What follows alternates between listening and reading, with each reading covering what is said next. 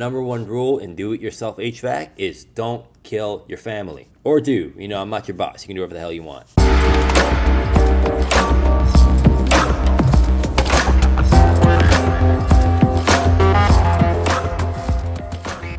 Okay, welcome back. Today we have a very highly requested video. We're going over the top 3 reasons your furnace probably failed and 3 easy fixes to get you out of a bind. Because nobody likes bursted pipes, unless you're some kind of psycho, in which case all bets are off. The idea here is to try to save you a few $100 on an HVAC company if I can teach you how to fix it on your own. I'm Elran, I've been in the trade for 15 years, I own an HVAC company, and as always, I'm here with Maya, the HVAC dog. Now before we begin, a furnace runs on a 120 volt circuit, sometimes 230, which can be dangerous. And if this makes you nervous, don't even bother, call a tech. It also creates heat by combusting natural gas. This thing is not a toy and someone can get very hurt. And the last thing we need is an electrocution or an explosion. Number one rule in do-it-yourself HVAC is don't kill your family. Or do. You know, I'm not your boss. You can do whatever the hell you want. I just don't suspect it's going to go very well for you. Well, I guess it depends on the family.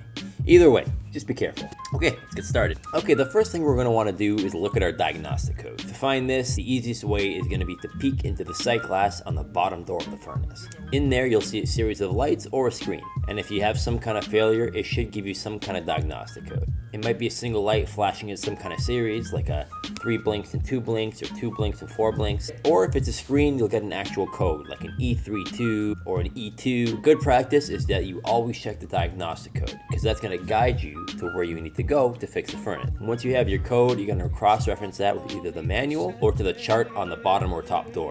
Okay, now that we have our diagnostic code, let's move on to the top 3 culprits for why you are cold. Number 1 is going to be your filter. It is by far the number 1 reason why your furnace is probably failing. A typical diagnostic code for a furnace failure is going to be a high limit failure or something along those lines. So what does the filter do? Well, it's got 2 very important jobs. Firstly, it's a filtration system for your breathing air. Your air is brought through the returns down to the furnace where it's conditioned, heated to an appropriate temperature, and then sent back out to the supplies where it's going to heat your living space.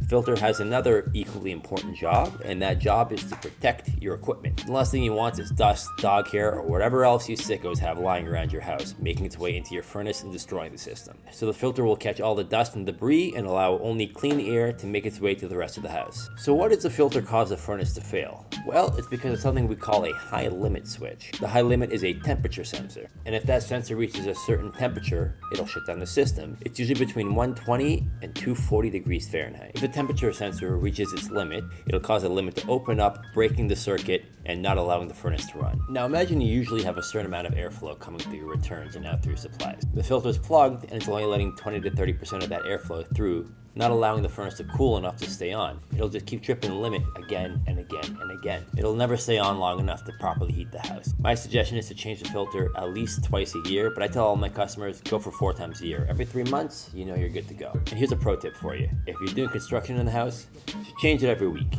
because that dirt and debris all makes into the return, stuffs that filter solid. I can't tell you how many times I've had to charge our normal service call just to walk in, remove a filter, and leave. The number 2 most common culprit is going to be your flame sensor. The typical diagnostic code for this is going to be an ignition failure code, but it can be different. So what is this flame sensor that I speak of? The old flame sensor. Well, it's one of the most important components in your furnace. Here's how it works. The igniter turns on, lights each burner one by one, and finally the final burner will fire up. In front of that final burner, we have our flame sensor. As the flame sensor is engulfed in heat, it'll heat up, sending the signal to the control board saying, hey, we have ignition, keep everything on, all the gas is burning, not to worry. Now imagine if there was no sensor and the furnace couldn't determine if the gas has been lit. If the igniter failed, let's say, it would just keep pumping gas without igniting anything, essentially turning your furnace into a bomb. And what did I say the number 1 rule in do-it-yourself HVAC was?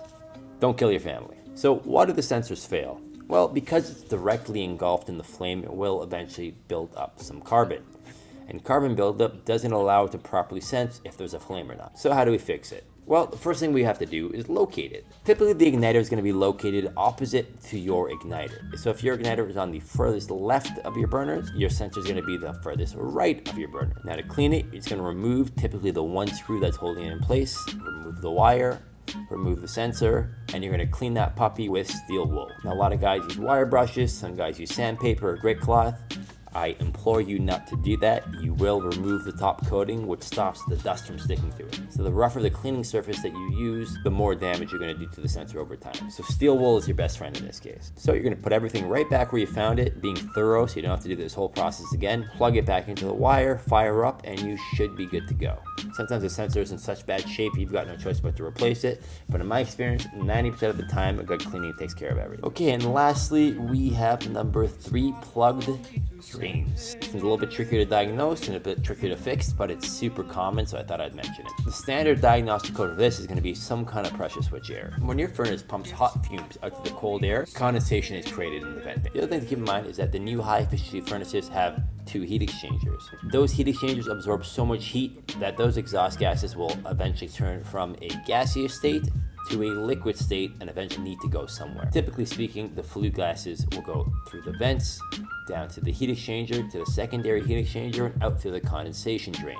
Now, why would those drains get plugged? Good question. As the unit runs more and more, some debris will build up inside of the drains. Now, a little bit of debris, not a big deal, but the more it runs, the more debris that gets built, and that debris will stick itself to the inside wall of the pipe. Debris will build, making the diameter of the pipe smaller and smaller and smaller until eventually there's not enough room for the water to drain out. But what eventually happens, that water can't leave, it gets stuck in the heat exchanger, and because it's not going anywhere, it causes a pressure differential big enough to shut down the system, because the unit determines that that system is not safe to run. The pressure switch, which is testing the pressure inside the system, will eventually shut the system off, and now you are without heat. So what do we do?